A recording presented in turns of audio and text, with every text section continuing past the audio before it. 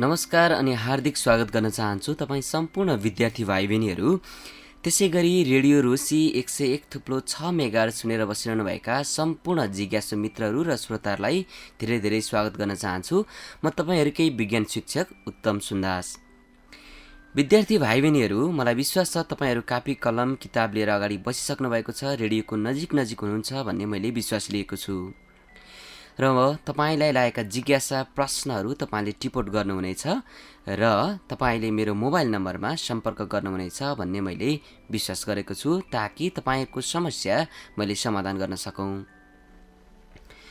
विद्यार्थी भाइ बहिनीहरू, आज भने हामी कक्षा 10 को भौतिक विज्ञान अन्तर्गत पाठ दोस्रो चाप प्रेसर हामी अध्ययन गर्न गइरहेका छौँ, छलफल गर्न गइरहेका छौँ।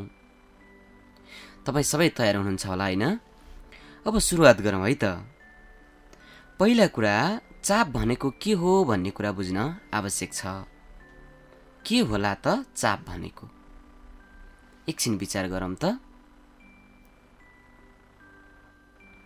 हामीलाई सियोले घोच्यो भने दुख्छ, तर डस्टरले घोच्यो भने अथवा थिच्यो भने कम दुख्छ। त्यस्तै साना पाङ्रा भएका गाडीहरू हिलोमा फस्छन्, गुड्न सक्दैनन्, चिप्लिन्छन्, त्यहीँ अड्किरहन्छन्।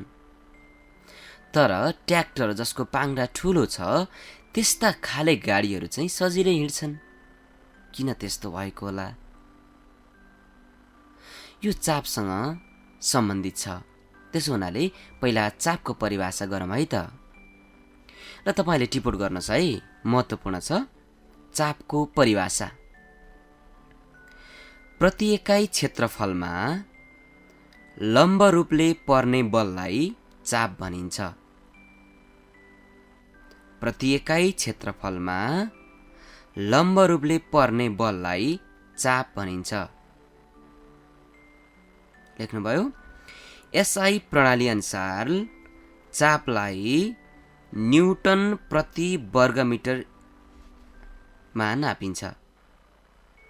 न्युटन प्रति वर्गमिटर मतलब न्युटन पर मिटर स्क्वायरमा नापिन्छ। यसलाई पास्कल पिए पनि भनिन्छ। तपाईँले यो एकाइलाई न्युटन पर मिटर स्क्वायर नभनेर पास्कल पनि भन्न सक्नुहुनेछ। त के रहेछ चाप भनेको? चाप भनेको प्रति एकाइ क्षेत्रफलमा लम्ब रूपले पर्ने बललाई चाप भनिन्छ।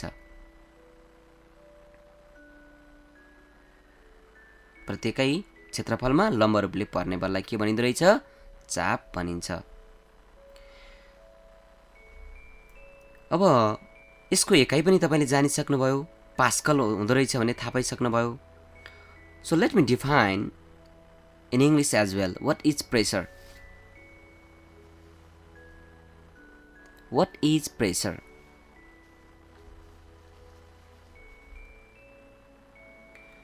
Mathematically, pressure P is equals to force upon area.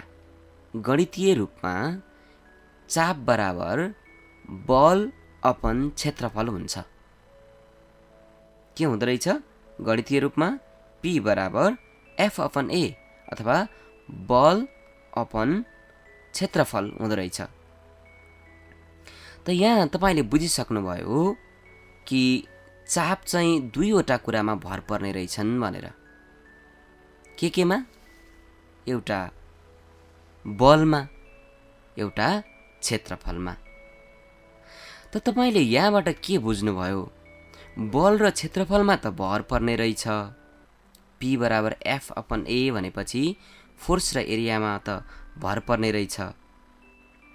तर बलमा कसरी भर पर्छ अनि क्षेत्रफलमा कसरी भर पर्छ त?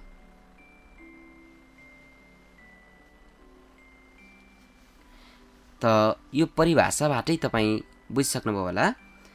Pressure is the force per unit area. सजिलो डेफिनेसन के रहेछ? अङ्ग्रेजीमा pressure is the force per unit area. force per unit area and the SI unit of pressure is Newton per meter square. I have already told you.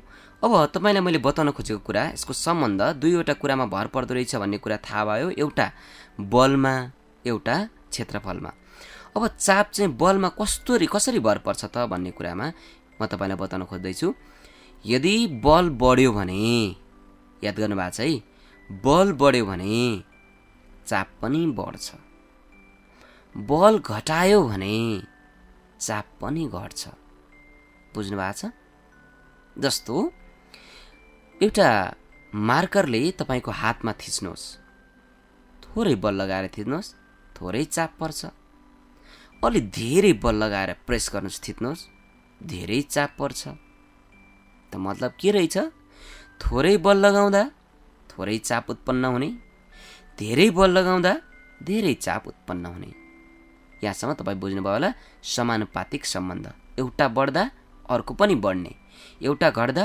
अर्को पनि घट्ने बुझ्नु भएको छ तर क्षेत्रफलको जब हामी कुरा गर्छौं क्षेत्रफलसँग चाहिँ व्युत्क्रमानुपातिक सम्बन्ध हुन्छ there is inverse relation between pressure and area अब हेर्नुहोस् त क्षेत्रफल बढाउनुहोस् चाप घट्छ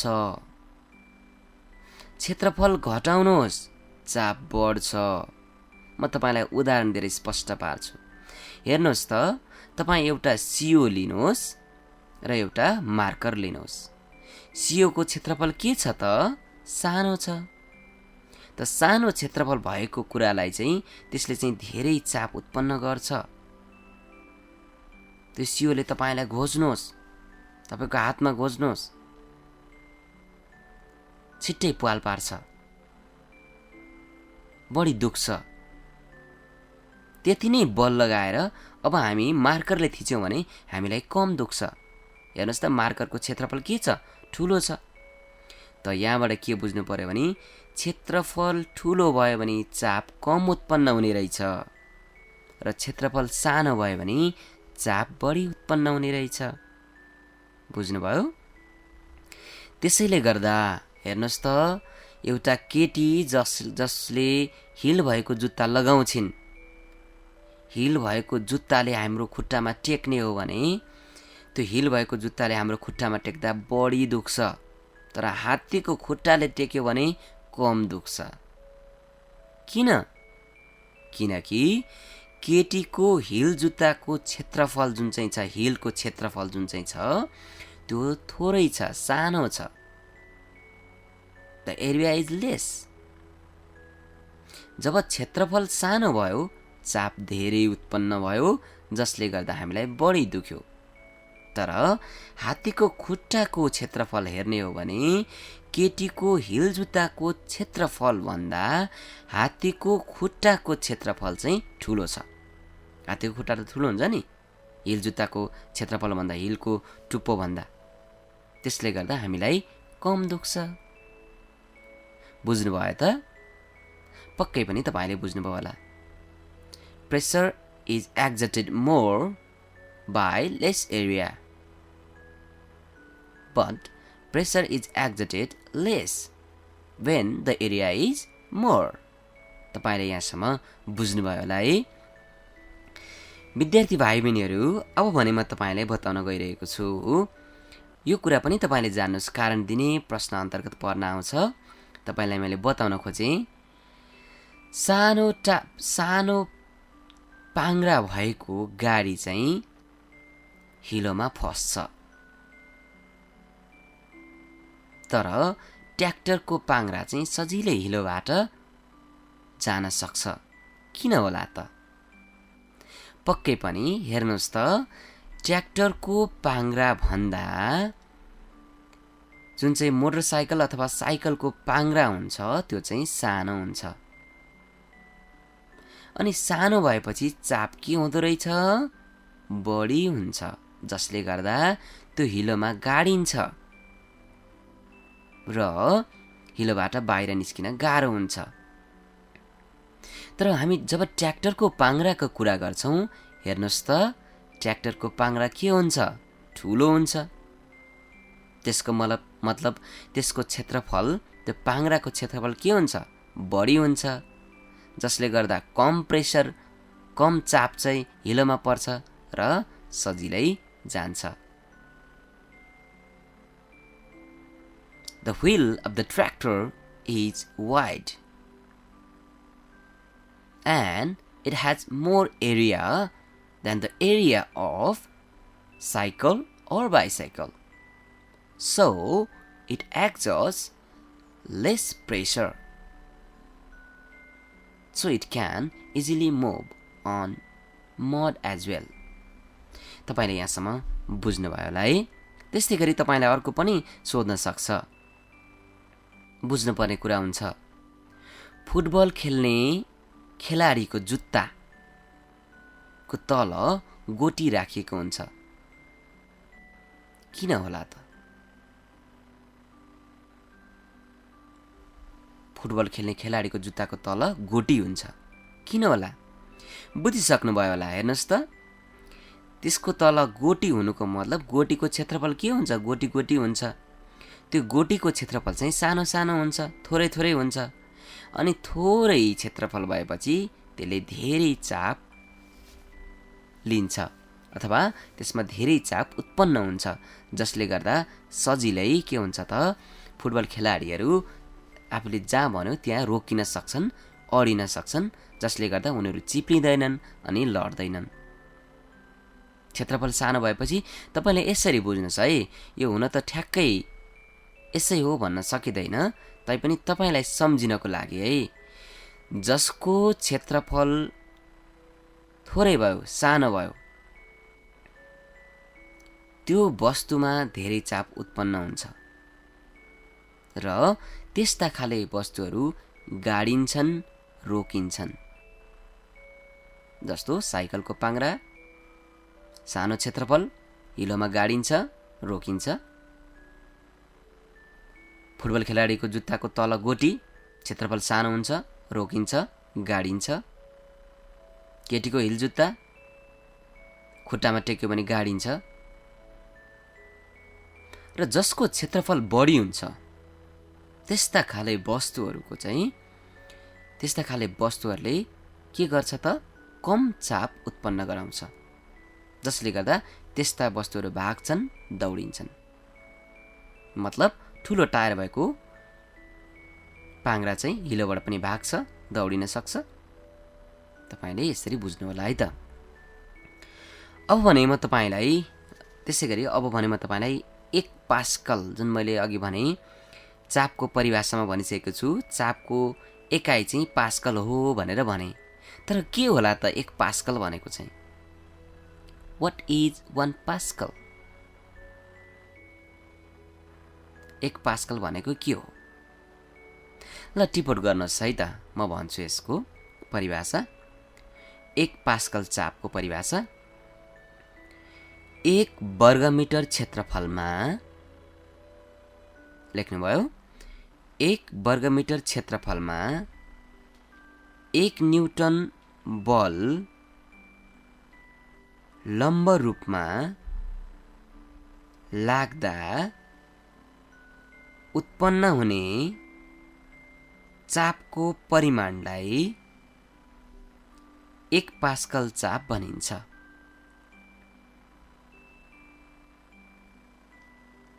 1 वर्गमिटर क्षेत्रफलमा 1 न्युटन बल लम्ब रूपमा लाग्दा उत्पन्न हुने चापको परिमाणलाई 1 पास्कल चाप भनिन्छ।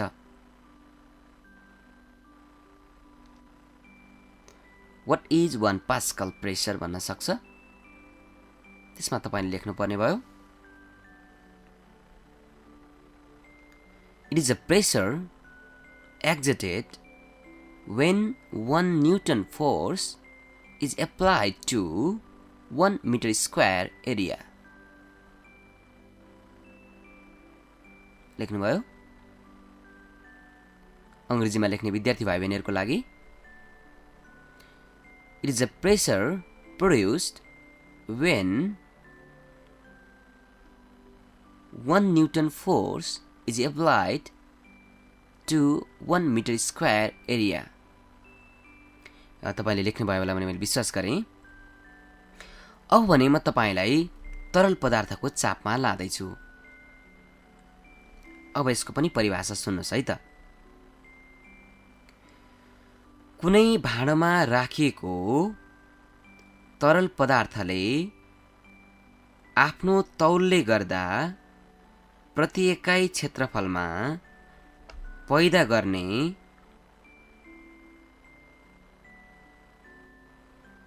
बललाई तरलको चाप भनिन्छ। लेख्नुभयो? अथवा तपाईले सजिलै लेख्न सक्नुहुनेछ। यसलाई अझ सजिलो बनाएर म भनिदिन्छु। तरल पदार्थको चाप भन्नाले तरल पदार्थले वस्तुमा दिने चाप। यसरी बुझ्नुहोस्, सजिलो हुन्छ तपाईलाई। सजिलो हो नि? तरल पदार्थले वस्तुमा दिने चाप। The pressure exerted by liquid on a vessel is called liquid pressure. यसो गर्दा तपाईलाई अलिकति सजिलो हुन्छ। र तपाईलाई मैले एउटा अत्यन्तै महत्त्वपूर्ण कुरा कन्सेप्ट बताउन खोजिरहेको छु। तरल पदार्थले दिने चाप चाहिँ P बराबर DHG मा भर पर्छ। अर्थात् लेख्नुस् त के कुरामा रहेछ। अघिसम्म मैले जुन P बराबर F/A भने त्यो तरल पदार्थको केसमा लागू हुने होइन, त्यो चाहिँ अन्य ठोस वस्तुमा लागू हुन्छ। तर तरल पदार्थको कुरा गरेमा जब तरलको कुरा गर्छ त्यतिखेर चाप P बराबर अर्को सूत्र हुन्छ, P बराबर DHG। त के हो त DHG भनेको लेख्नुस् है। D भनेको तरलको घनत्व। D भनेको के रहेछ? तरलको घनत्व, डेन्सिटी अफ लिक्विड। अनि H भनेको के रहेछ? तरल पदार्थको गहिराई। तरल पदार्थको गहिराई, डेप्थ अफ लिक्विड कलम। डेप्थ अफ लिक्विड कलम। त्यस्तै गरी अर्को G भनेको तरल वस्तु भएको ठाउँमा गुरुत्व प्रवेगको मान। G भनेको गुरुत्व प्रवेगको मान। G भने के रहेछ? गुरुत्व प्रवेगको मान, एसिलेसन ड्यू टु ग्रेभिटी। लेख्नुभयो? हो त तीनवटा कुरामा भर पनि रहेछन् DHG। यो चाहिँ तपाईले यहाँबाट के बुझ्नुस् भने यति माथि माथि छ। P बराबर हामीले DHG भन्यौ नि, यो माथि माथि छ। माथि माथि भएको अवस्थामा यसमा चाहिँ एउटा बढ्दा अर्को पनि बढ्छ भनेर बुझ्नुहोस्। समानुपातिक सम्बन्ध हुन्छ भनेर बुझ्नुहोस्। जब तल हुन्छ, तल अर्थात् जस्तो मैले भने P बराबर F/A भने कि भनेन? अपन A भनेपछि A त तल भयो। त्यस्तो भएको बेलामा चाहिँ एउटा बढ्दा अर्को घट्ने, एउटा घट्दा अर्को बढ्ने हुन्छ। बुझ्नुभयो? माथि भएको बेलामा चाहिँ एउटा बढ्दा अर्को पनि बढ्दो रहेछ। देयर इज डाइरेक्ट रिलेसन भनेर बुझ्नु पर्यो। When it is in upon, तल छ भने एउटा बढ्दा अर्को घट्छ, एउटा घट्दा अर्को बढ्छ। इन्भर्स रिलेसन हुन्छ भनेर बुझ्नु होला है त। त म तपाईलाई बताउन खोजेँ अब तरल पदार्थले दिने चापको मैले तपाईलाई भनिसकेको छु। P बराबर DHG, तीनवटा कुरामा भर पर्दो रहेछ।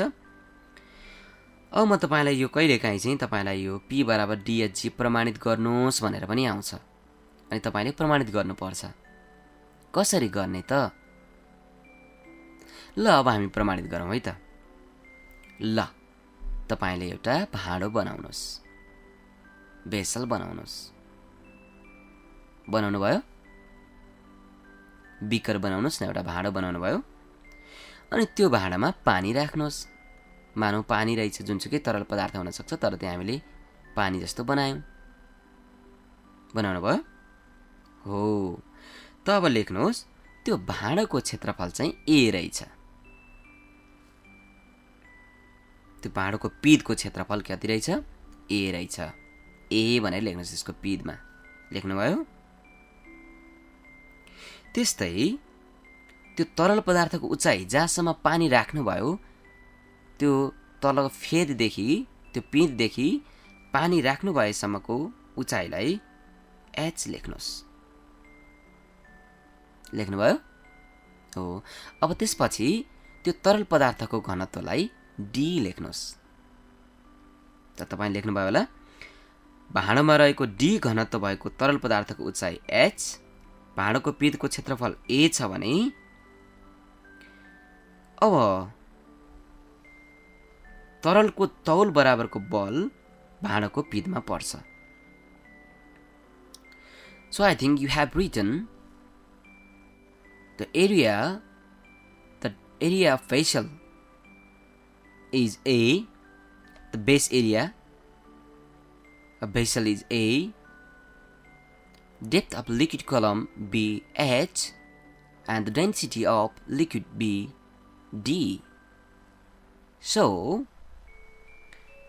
we have the formula तरल पदार्थले दिने चाप P बराबर सूत्र लेखौं P बराबर F अपन A। के लेख्नुभयो P बराबर F अपन A लेख्नुभयो होला है। अब F को ठाउँमा हामीले लेखौं M मल्टिप्लाई G अर्थात P बराबर दोस्रो लाइनमा है P बराबर mg अपन A। F को ठाउँमा हामीले के लेख्यौं mg, P बराबर mg अपन A, किनकि F बराबर बल बराबर पिण्ड मल्टिप्लाई गुरुत्व प्रवेग हुन्छ। त्यसैले F बराबर mg हुन्छ, तपाईलाई थाहा होला। त्यसैले हामीले F को ठाउँमा mg लेख्यौं। त्यसैगरी P बराबर थर्ड लाइनमा P बराबर vdg अपन A। d तपाईले स्मल लेख्नु होला vd small g upon capital A लेख्नुभयो, किनकि m बराबर जुन चाहिँ हामीले अघि m प्रयोग गरेका छौं m भनेको v मल्टिप्लाई d हुन्छ। त्यसैले तपाईले के लेख्नुभयो vdg अपन A लेख्नुभयो। त्यस्तो स्टेपमा फेरि दोहोर्याउँछु है। पहिलो स्टेपमा लेख्नुभयो P बराबर F अपन A, दोस्रो स्टेपमा P बराबर mg अपन A लेख्नुभयो, तेस्रो स्टेपमा P बराबर vdg अपन A लेख्नुभयो। अब चौथो स्टेपमा है P बराबर capital A h d g upon A, माथि लेख्नुभयो ahdg अपन A, किनकि v बराबर a इन्टु h हुन्छ। तपाईले v को ठाउँमा के लेख्नुभयो a इन्टु h लेख्नुभयो, किनकि आयतन बराबर क्षेत्रफल गुणन उचाइ हुन्छ। v बराबर a इन्टु h हुन्छ। Volume v equals to area into height. अब हेर्नुस् त तलको a र माथिको a काटिएन त P बराबर के आयो DHG आयो, पक्कै पनि आयो होला। P बराबर DHG प्रमाणित भयो भनेर लेख्न सक्नुहुनेछ।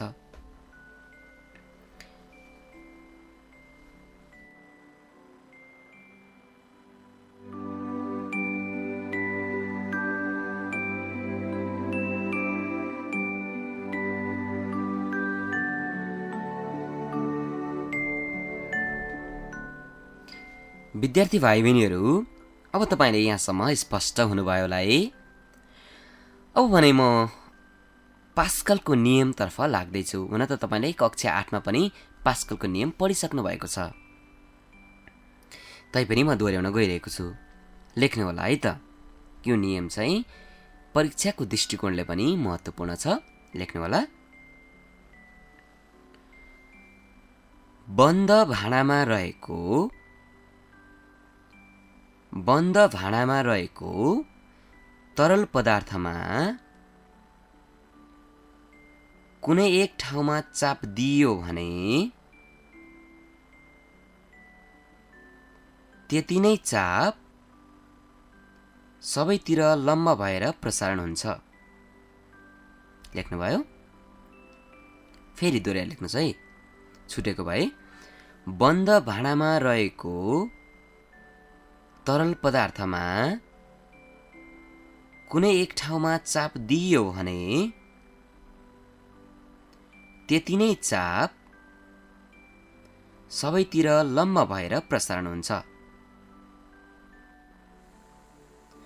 When pressure is applied in a liquid enclosed in a vessel, it is transmitted equally in all directions. फेरि लेख्नुहोस्। When pressure is applied in a liquid enclosed in a vessel, it is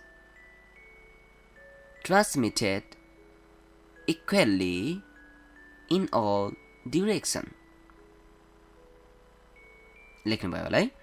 त मतलब यसको मतलब के भने यदि बन्द भाँडामा हामीले तरल पदार्थ राखेका छौँ, भाँडो बन्द छ, त्यसमा हामीले तरल पदार्थ राखेका छौँ भने कुनै एक ठाउँमा हामीले चाप दियौँ भने, एक ठाउँमा हामीले प्रेसर लगायौँ भने त्यति नै चाप चाहिँ सबैतिर के हुन्छ त लम्ब रूपले प्रसारण हुन्छ।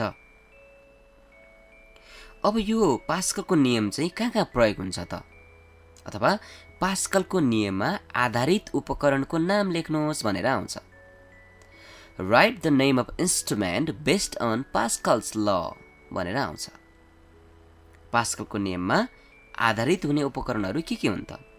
ल लेख्नुहोस् है त, म भन्दैछु है। 1 नम्बरमा लेख्नुहोस् हाइड्रोलिक प्रेस। Hydraulic press. दोस्रो नम्बरमा लेख्नुहोस् हाइड्रोलिक ब्रेक। Hydraulic brake. तेस्रो नम्बरमा लेख्नुहोस् हाइड्रोलिक लिफ्ट। Hydraulic lift. त्यस्तै हाइड्रोलिक क्रेन पनि हुन्छ। हाइड्रोलिक क्रेन इत्यादि चाहिँ पास्कलको नियममा आधारित उपकरणहरू हुन् है त। अनि हाइड्रोलिक प्रेसको सिद्धान्त चाहिँ के हो त? यसको तपाईलाई थोरै बताएँ है त। सानो पिस्टनमा थोरै बल लगाउँदा ठुलो पिस्टनमा धेरै बल उत्पन्न हुन्छ। अर्थात् ठुलो पिस्टनमा बल प्रवर्धन हुन जान्छ। तपाईले के बुझ्नु पर्यो भने थोरै बल लगाएर निकै ठुलो लोड उठाउनु छ भने हामी पास्कलको नियम प्रयोग गर्छौं। यहाँसम्म तपाईले बुझ्नुभयो होला। विद्यार्थी भाइ बहिनीहरू, आज भने हामीले यहाँसम्म मात्रै अध्ययन गर्न भ्यायौं। समयको कारणले गर्दा यहाँसम्म मात्रै हामी आइपुग्न सफल भयौं। सम्पूर्ण विद्यार्थी भाइ बहिनीहरू, जिज्ञासु मित्रहरू र श्रोताहरूलाई यतिन्जेलसम्मको लागि साथ दिनुभएकोमा धेरै धेरै धन्यवाद दिन चाहन्छु र प्राविधिक मित्र यश कुमार परियारलाई पनि धेरै धेरै धन्यवाद दिँदै अर्को कक्षामा भेट्ने बाचाका सहित तपाईँ सम्पूर्ण विद्यार्थी भाइ बहिनीहरूबाट बिदा हुन चाहन्छु। सुन्दै गर्नुहोला रेडियो रुसी 101.6 मेगाहर्ज। नमस्कार।